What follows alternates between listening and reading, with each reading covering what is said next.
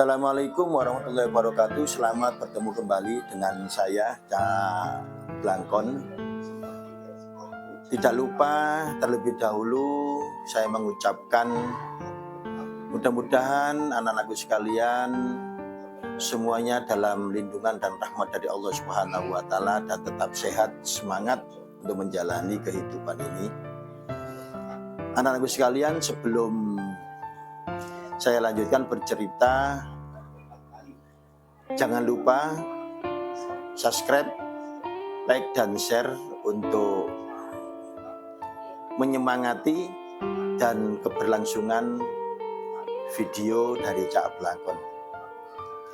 Anak-anakku sekalian yang Cak Blangkon sayangi dan banggakan, pada pertemuan kali ini kita akan membahas tentang Abu Thalib, yaitu paman Nabi Muhammad SAW.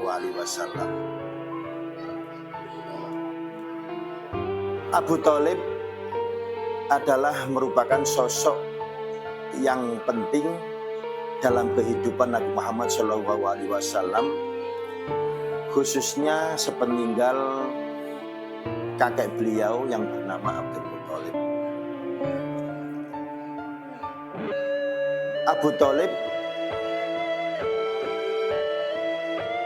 mendapat dukungan yang sangat-sangat luar biasa dari pamannya, khususnya ketika beliau berdakwah di tengah-tengah masyarakat Makkah pada waktu itu. Meskipun di dalam sejarah Abu Thalib secara resmi belum pernah dikatakan masuk Islam, akan tetapi beliau mempunyai peranan yang sangat penting di dalam perjuangan membela perjuangan Nabi Muhammad SAW, melindungi beliau, menjadi backing beliau dari ancaman suku Quraisy yang ada di kota Mekah pada waktu itu. Nama asli Abdul Muthalib adalah Abdul Manaf bin Abdul Muthalib. Beliau menjadi pengasuh utama Muhammad kecil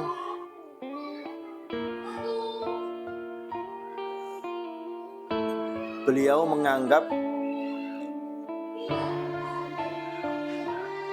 Muhammad kecil sebagai anaknya sendiri, meskipun pada hakikatnya beliau adalah ponakan.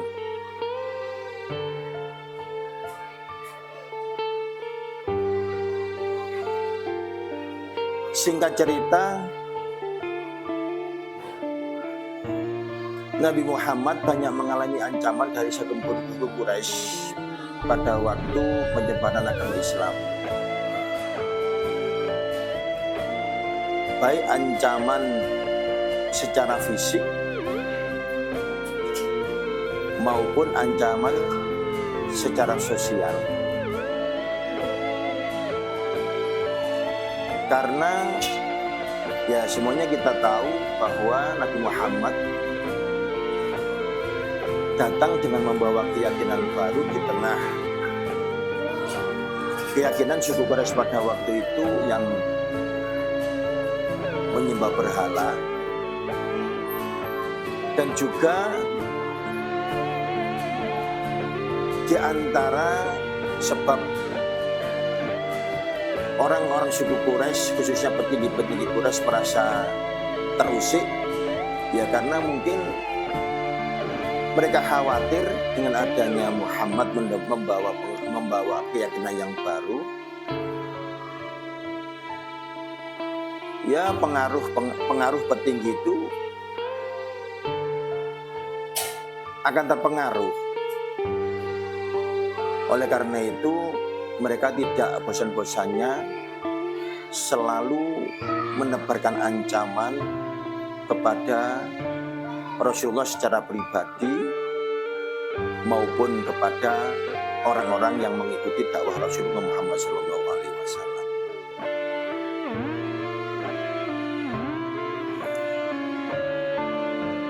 Sosok Abu Thalib adalah orang yang memang sangat mencintai keponakannya Muhammad. Meskipun beliau sendiri juga tidak lepas dari ancaman kaum Quraisy. Bahkan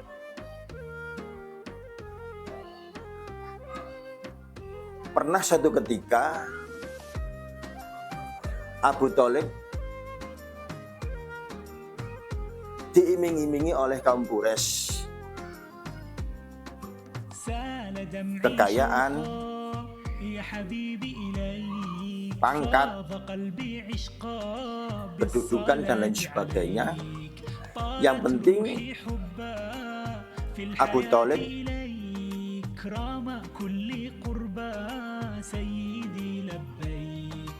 bisa mempengaruhi Muhammad untuk menghentikan dakwahnya di dalam menyebarkan agama Islam. Akan tetapi Abu Thalib tidak terpengaruh oleh semua iming-iming yang diberikan oleh kaum Quraisy. Bahkan pernah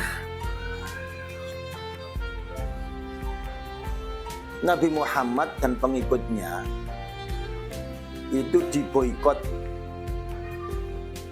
oleh suku Quraisy selama 3 tahun.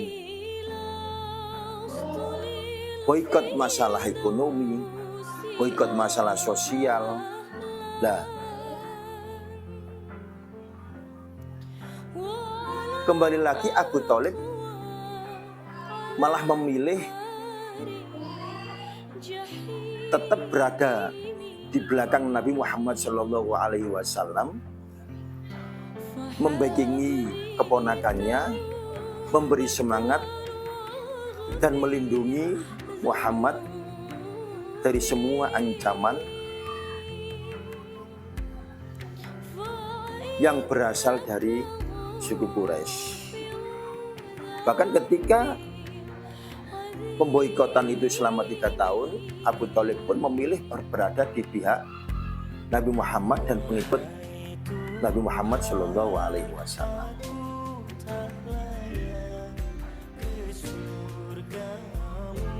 Dalam sejarah dikisahkan, tercatat bahwa Abu Thalib meninggal tahun ke-10 kenabian.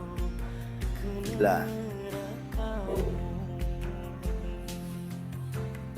pada tahun ke-10 kenabian ini kita kenal di dalam dunia Islam sebagai Amul Huzni atau tahun duka cita. Karena pada tahun ke-10 itu Nabi Muhammad ditinggal oleh 2 orang yang sangat-sangat beliau cintai. Ditinggal sama 2 orang yang berjasa di dalam perjuangan beliau di dalam menyebarkan agama Islam, yaitu Abu Thalib bin Abdul Muthalib. Yang kedua adalah istri beliau yang tercinta, yaitu Khadijah binti Khuwailid.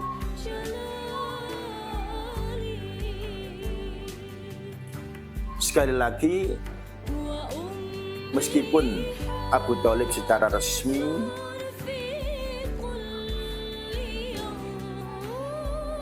belum dikatakan masuk Islam atau tidak dikatakan masuk Islam, akan tetapi sejarah mencatat Abu Thalib adalah orang yang mempunyai peranan sangat penting di dalam awal-awal penyebaran agama Islam, khususnya di dalam melindungi Nabi Muhammad SAW dari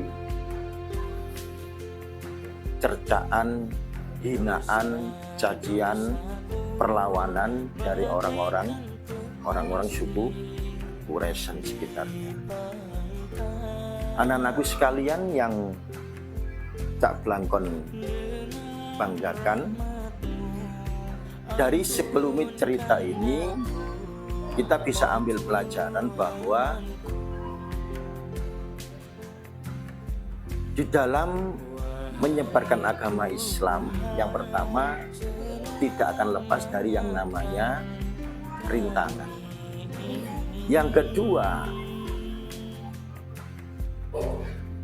ternyata hubungan keluarga itu pun juga bisa menjadi faktor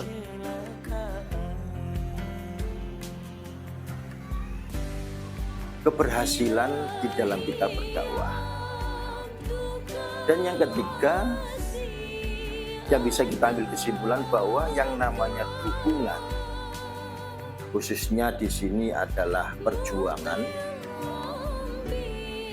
ya berupa apapun, itu tidak hanya datang dari orang yang sekeyakinan dengan kita, akan tetapi bisa juga datang dari orang-orang yang mempunyai keyakinan beda dengan keyakinan yang kita miliki. Ini semuanya adalah sunnatullah.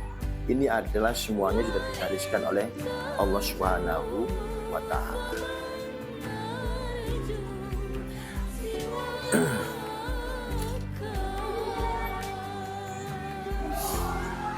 Anak-anakku sekalian yang kau banggakan, cukup di sini sedikit kisah tentang Abu Thalib.